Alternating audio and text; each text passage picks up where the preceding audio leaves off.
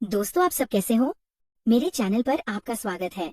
फिर से एक रस भरी कहानी में आज की कहानी बहुत ही खतरनाक है, जो कहानी सुनते ही शरीर का हर पार्ट खड़ा होने लगेगा।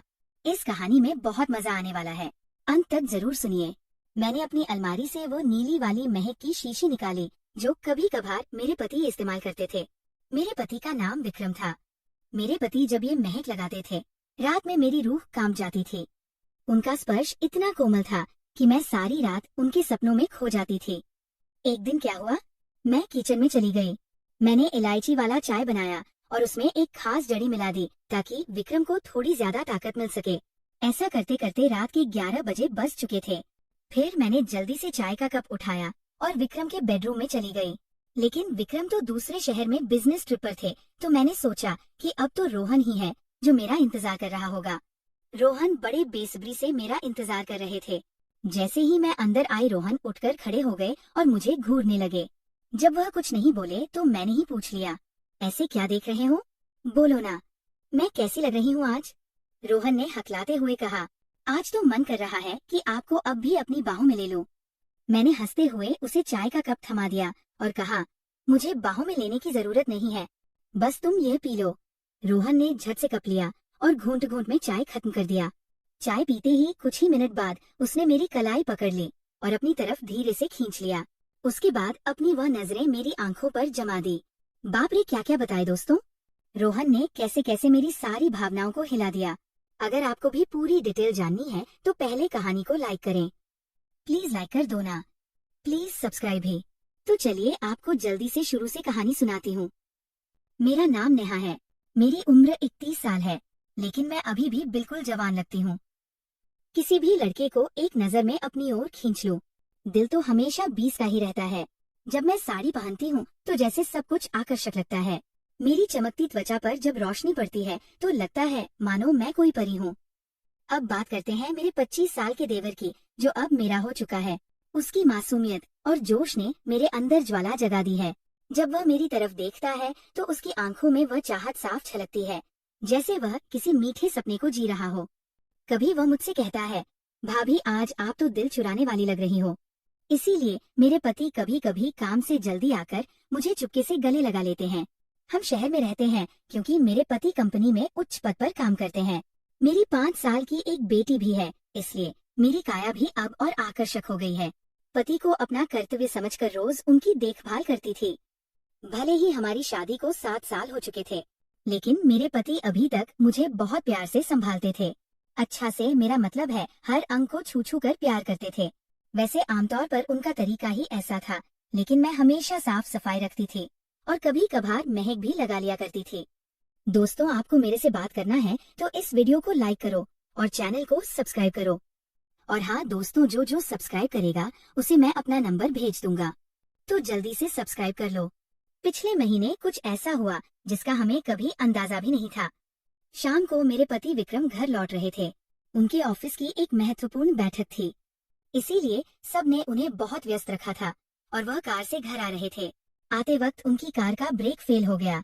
इस हादसे में उनकी कमर में चोट लग गई और डॉक्टर ने कहा कि ठीक होने में कम से कम 8 से 9 महीने लगेंगे।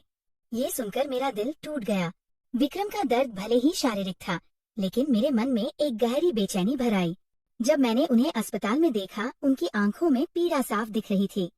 मैंने तुरंत उनके पास जाकर उनका हाथ थाम लिया। इसी वजह से मेरी ननद और मेरा देवर उन्हें देखभाल के लिए आए थे, तो वापस चले गए। लेकिन विक्रम ने देवर जी को यहाँ रुकने को कहा क्योंकि वह ठीक से चल भी नहीं पा रहे थे। मुझे ही बाजार से सामान लाना और बाहर के काम करने पड़ते थे। मैं मान गई और बहुत खुश हो गई। देवर जी मेरे कद तक ही आते थे। बॉडी भी मजबूत थी और रंग भी साफ था। वह ज्यादा शरारती किस्म का लड़का नहीं लग रहा था और मैं भी खुश थी कि कोई तो आया जो मेरी मदद कर सके। आज वह मुझसे थोड़ा थोड़ा संकोच कर रहा था क्योंकि वह शादी के बाद पहली बार मेरे साथ इतने पास था। रात को जब मैं विक्रम को दवा दे रही थी, तब मेरा देवर भी हमारे पास बैठा था और फिर अपने कमरे में जाकर समय पर सो गया था। विक्रम के चेहरे पर थोड़ी राहत की लकीर थी, लेकिन वो अभी भी दर्द में था। तभी मेरी सारी भावनाएं बाहर निकल आई। मैंने विक्रम के पास बैठकर कहा, वो भी क्या दिन थे जब आप रोज मुझे छूते और अपनी गर्माहट से भर देते थे। विक्रम ये सुनकर हल्के से हंसने लगे। क्या हो गया मेरी जान, आज तो पूरी रोमांचित लग रही हो। मैंने कहा नहीं जी, आपको तो मजाक सूझ रहा है और इधर मेरी हालत खराब है। सच बताओ तो इसने मेरा बुरा हाल कर रखा है। मेरे पति बोले, मैं तुम्हारा दर्द समझता हूँ नेहा, मेरा भी बहुत मन करता है, लेकिन क्या करूँ, मैं तो ठीक से हिल भी नहीं सकता। बस थोड़े दिन और सब्र कर लो, फिर देखना मैं इस तुम्हारे फूल का क्या हाल करता हूँ। तभी मैंने कहा, थोड़े दिन नहीं, पूरे 9 महीने बाकी है ठीक होने में, और मेरा तो 1 महीने में ही ये हाल हो गया। पता नहीं आगे के दिन कैसे बीतेंगे। मेरे पति मेरी उदासी मिटाने के लिए बोले, चलो और नहीं तो कम से कम चाय ही पिला दो, डॉक्टर ने भी कहा है। तभी मैंने हंसते हुए कहा, आपके नसीब में तो वो भी नहीं है, क्योंकि आपकी बिटिया ने पी लिया है। हम दोनों जोर जोर से हंसने लगे। मेरे पति मुझे खुश रखने की पूरी कोशिश करते थे, लेकिन मैं क्या करूं, सब बेकार था। थोड़ी देर बाद विक्रम सो गया, क्योंकि उनकी दवाइयों में नींद की गोलियां भी थी, लेकिन मुझे नींद कहाँ आ रही थी। इसीलिए मैं खड़ी होकर देवर जी को देखने चली गई कि वह सोया है या नहीं, लेकिन वह अब पीवी तक जाग रहा था और मोबाइल देख रहा था। मैंने उसके कमरे में जाकर कहा, हुआ रोहन, 12 बजे बज चुके हैं और तुम अभी तक नहीं सोए, लगता है तुम्हारे मन नहीं लग रहा है। वो उठकर बैठ गया और बोला, नहीं भाभी, ऐसी बात नहीं है, बस यूं ही फोन देखते देर हो गई। फिर उसने पूछा, भाभी आप भी तो नहीं सोई? मैंने कहा, मुझे तो आजकल नींद ही नहीं आती। रोहन ने पूछा, क्यों, क्या बात हो गई? मैंने हंसते हुए कहा, नहीं, वह मैं तुम्हें नहीं बता सकती, जब तुम्हारी शादी होगी तो तुम्हें खुद ही पता चल जाएगा। मेरे मुंह से ऐसा सुनते ही रोहन ने अपनी नजरें नीचे कर ली और अंदर ही अंदर मुस्कुराने लगा। तभी मैंने कहा, अरे तुम तो इतनी सी बात पर शर्मा गए। अच्छा बताओ, अभी तक कोई लड़की पसंद की है या नहीं? रोहन कुछ नहीं बोला, उसे अभी भी संकोच था। तभी मैंने उसका हाथ पकड़ा और कहा, अरे पागल, अपनी भाभी से इतना मत शर्माओ। वो धीरे से बोला, भाभी सच बताओ तो ऐसी बातें मैंने अभी तक अपने दोस्तों से भी नहीं की हैं। मैंने कहा, अच्छा, तुम मुझे अपना दोस्त ही समझ लो ना, क्योंकि मुझे ऐसी बातें करने में बहुत मजा आता है। रोहन ने कहा, हाँ भाभी, एक थी, लेकिन उसने मेरे से बातें बंद कर दी है। मैंने पूछा, तुमने उसकी जुदाई तो कर दी होगी ना? रोहन बोला, नहीं भाभी सच बताओ तो मैंने उसे ठीक से छुआ भी नहीं था। मैंने मुंह बनाते हुए कहा, तुम तो बड़े सीधे हो। चलो कोई बात नहीं, अब तुम मेरे पास आ गए हो तो मैं तुम्हें अपना प्यार देकर जवान कर दूंगी। मैं बातें करते करते रोहन के कमरे में ही गई थी। सुबह जब मेरी आंखें खुली तो रोहन बेड पर बैठा हुआ मुझे ही देख रहा था। मेरे उठते ही रोहन ने मुझे गुड मॉर्निंग बोला। जब मैंने पूछा, क्या देख रहे हो, तो शर्त वह बोला, भाभी आप सच में बहुत आकर्षक हो। वो हम मुस्कुराते हुए बोला, अच्छा तब तुम सुबह सुबह आकर्षण का मजा ले रहे हो और रात को तो बड़े शर्मा रहे थे। वो मुस्कुरा के पूछने लगा, भाभी आप बुरा ना मानो तो एक बात पूछ सकता हूँ? मैंने कहा, अरे पागल, मैं क्यों बुरा मानूंगी, पूछो क्या पूछना है। उसने मुझसे कहने लगा, भाभी सच सच बताना, आप जो 3-3 किलो की ये थैलियां लिए घूमती हो, आपको भारी नहीं लगता क्या? उसकी अब बात सुनकर मेरी हंसी छूट गई। इसके बाद रोहन मुझसे काफी खुल गया था और अब वह मुझसे ज्यादा शर्म नहीं करता था। इससे मैं भी बहुत खुश थी, क्योंकि अब मेरा भी समय अच्छे से बीतने लगा था। रोहन को आए हुए 20 दिन बीत चुके थे और वह मुझसे काफी खुल मिला गया था। वो बाहर के सारे काम कर देता, बाजार से सामान ले आता और अपने अपने भैया को भी सहारा देता। मेरी तो बहुत सेवा करने लगा था। शाम को मेरा सिर भी दबा देता और कभी कभी मेरे शरीर को भी आराम देता। लेकिन मेरी चाहत दिनों दिन बढ़ रही थी और मैं मेरे पति की हालत अब भी वैसी ही थी। अब सब कुछ मेरी बर्दाश्त के बाहर हो चुका था। मैंने सोचा कि अब तो रोहन ही है जो मेरी मदद कर सकता है। वैसे मेरे मोहल्ले में भी 3 लड़के रहते थे जो कॉलेज जाते थे। वे भी मुझे देखते थे। जब भी मैं छत पर कपड़े सुखाने जाती तो वे मुझे ही देखते और पहले तो मैंने सोचा कि उनमें से एक को सहारा ले लूं ताकि कुछ दिन काम चल जाए। लेकिन फिर मैंने सोचा कि मैं इस घर की इज्जत हूँ और कल को पता नहीं ये मुझे या मेरे पति को बदनाम कर दें, इसीलिए मैंने उन्हें अनदेखा किया। लेकिन रोहन तो घर का ही है, इसीलिए मैंने तय कर लिया कि वही मेरी मदद करेगा।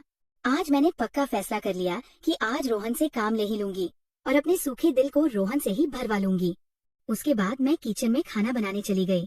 जैसे ही रोहन नहाकर ताजा होकर किचन में आया, मैंने सब्जी काटने का बहाना बना दिया। मैं किचन में ही साड़ी का पल्लू नीचे करके काम कर रही थी। मेरी बेटी अभी दादी के घर गई हुई थी, क्योंकि घर में उसे देखने वाला कोई नहीं था, इसलिए टेक एंड, इसलिए अब बाकी का काम खुद करना पड़ता था और घर में मेरे पति और रोहन के अलावा कोई नहीं था, तो मुझे डर भी नहीं था। जैसे ही रोहन अंदर आया, वो मुझे देखकर एकदम हैरान हो गया और कहने लगा, सॉरी भाभी, मुझे माफ कर दो, मैंने देखा नहीं और बाहर जाने लगा। तभी मैंने उसे रोक लिया। अरे रोहन, क्या हुआ? कोई बात नहीं, अंदर आ जाओ। रोहन बोला, भाभी ऐसे मैं अंदर कैसे आऊं? मैं कहा, ऐसे वैसे मत करो और जल्दी से आकर मेरी मदद करो। रोहन का मन भी कर रहा था, लेकिन मैं उसकी भाभी थी, इसीलिए वो थोड़ा हिचक रहा था। फिर अब मैंने उसे कहा। धीरे धीरे रोहन किचन में आ गया और पास आकर खड़ा हो गया। वह मुझे देखता ही रह गया। तभी मैंने कहा, ऐसे क्या घूर रहे हो? क्या तुमने आज तक नहीं देखा? वो बोला, माँ कसम भाभी, मैं आपको बता नहीं सकता कि मुझे कैसा लग रहा है। बहुत ही अद्भुत है भाभी। मैंने कहा, तारीफें करना छोड़ो और यहाँ मेरी मदद करो। तभी रोहन बोला, भाभी मुझे नहीं पता कैसे करना है। तो मैंने कहा, अरे बेवकूफ, इसमें कुछ नहीं करना, ये लो पकड़ो और बस धीरे धीरे सहलाओ। थोड़ी देर बाद जब रोहन के हाथ नरम होने लगे तो मैंने सोचा कि अब मेरा आगे झुककर सही से काम करने का समय है। मैं आगे झुकी और रोहन ने पीछे से मेरी मदद करने लगा। लेकिन कुछ देर में ही रोहन का मन शांत हो गया। तो देखा कि अलीसा रोहन का काम तो पहले ही पूरा है। उसे देखकर अब मेरा मन बहुत उदास हुआ, लेकिन फिर भी मेरी हंसी निकल ही पड़ी। मैंने नाराजगी से रोहन को हल्का धक्का मारते हुए कहा, ये क्या किया बेवकूफ, तुमने तो शुरू होने से पहले ही पूरा कर दिया। इसके बाद जैसे ही रोहन का उत्साह ठंडा हुआ, उसने हड़बड़ाते हुए कहा, सॉरी भाभी, सॉरी, वह मैंने ऐसा कभी नहीं किया, इसलिए मुझसे ऐसा हो गया। मैं अभी जाकर साफ करके आता हूँ। उसे चला गया। मैंने भी उसे ज्यादा नहीं रोका क्योंकि मैं समझ चुकी थी कि ये उसके लिए इतना आसान नहीं होगा। इस चक्कर में आज खाना भी लेट हो गया था, इसीलिए मैंने जल्दी से खाना तैयार किया और विक्रम को कमरे में देने के लिए चली गई।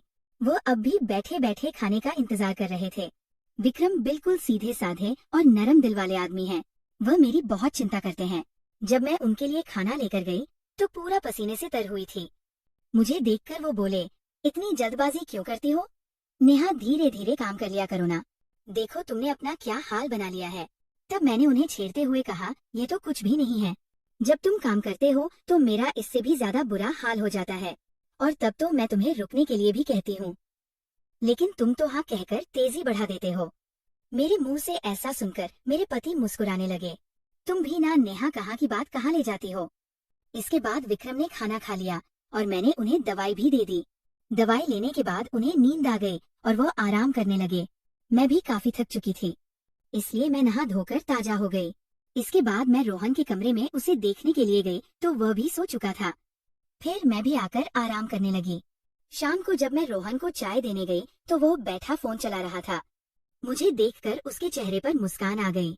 मैं भी उसे देखकर हंसने लगी और मैंने उससे पूछ लिया, क्या बात है रोहन, आज तो तुम काफी खुश लग रहे हो।